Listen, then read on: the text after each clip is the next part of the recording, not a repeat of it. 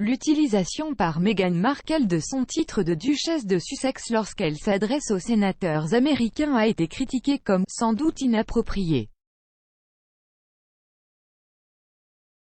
Meghan Markle a été accusée d'avoir profité des « siècles de crédibilité, de réputation » derrière son titre royal de duchesse de Sussex alors qu'elle continue de l'utiliser tout en s'engageant dans une nouvelle campagne politique.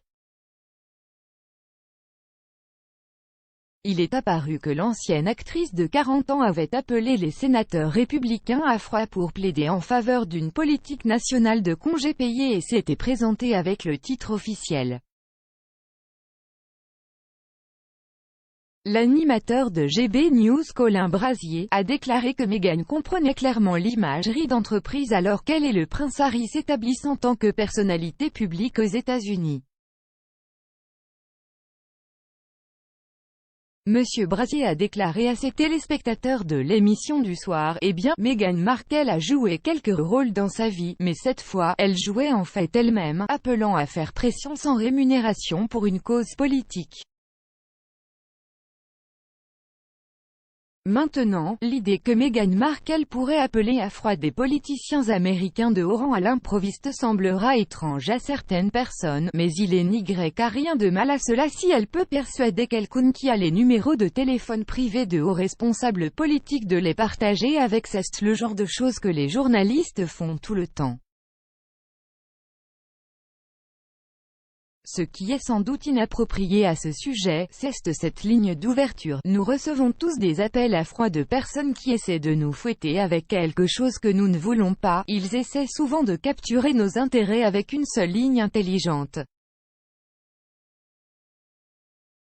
Mais une seule personne au monde peut déployer ce bourdonnement d'un pari d'ouverture. Salut, c'est la duchesse de Sussex.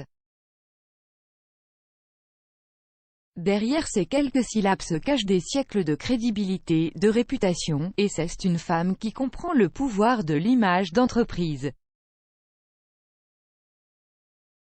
Après tout, elle et son mari se sont engagés pour aider une banque avec son image de marque. À la suite de la décision du couple de se retirer de la famille royale, on leur a dit de renoncer à leur statut de RHS dans le cadre de leur accord Brexit, mais ils ont été autorisés à conserver leur titre Sussex. Parlant de sa conversation téléphonique avec Meghan, la sénatrice chez les Moore-Capitaux de Virginie-Occidentale a déclaré à Politico « Je suis dans ma voiture. Je conduis. L'identification de l'appelant est bloquée. Honnêtement, je pensais que c'était le sénateur Manchin. Ces appels arrivent, dans bloqué. Et elle dit scène. Capitaux, Jai dit oui. Elle a dit, voici Meghan, la duchesse de Sussex.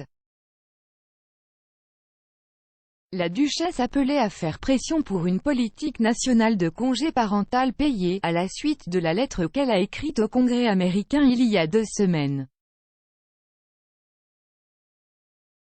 Dans un document de 1000 mots adressé à la présidente de la Chambre Nancy Pelosi et au chef de la majorité républicaine Chuck Schumer, Meghan a déclaré que c'était un droit national d'avoir un programme de congé payé accessible, sans stigmatisation ni pénalité. Elle avait réfléchi à sa propre enfance et a dit qu'elle s'était sentie chanceuse de manger au bar à salade à $4,99 de Sizzler, car elle était consciente des sacrifices que ses parents avaient dû faire. Dans un plaidoyer passionné, elle a déclaré qu'aucune famille ne devrait avoir à choisir entre gagner sa vie et avoir la liberté de s'occuper de son enfant. Les États-Unis sont actuellement l'un des seuls pays développés à ne pas offrir de programme de congé parental payé, et seulement 7% des travailleurs à bas salaire se voient même garantir un seul jour de congé de maladie payé. À la suite des appels téléphoniques, la sénatrice Kirsten Gillibrand a révélé à Politico qu'elle était celle qui avait donné les numéros de téléphone à la duchesse, ajoutant « Elle va en appeler d'autres, alors je les ai prévenus à l'avance.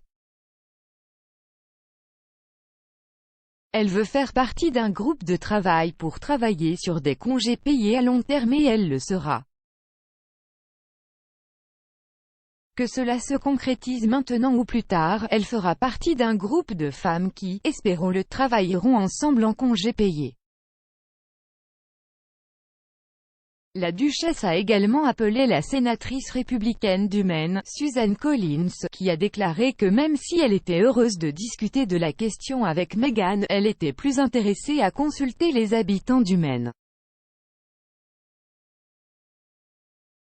Le prince Harry et Meghan ont tous deux défendu un certain nombre de causes depuis leur déménagement aux États-Unis, notamment l'équité en matière de vaccins et les taux de chômage des femmes en raison de la pandémie.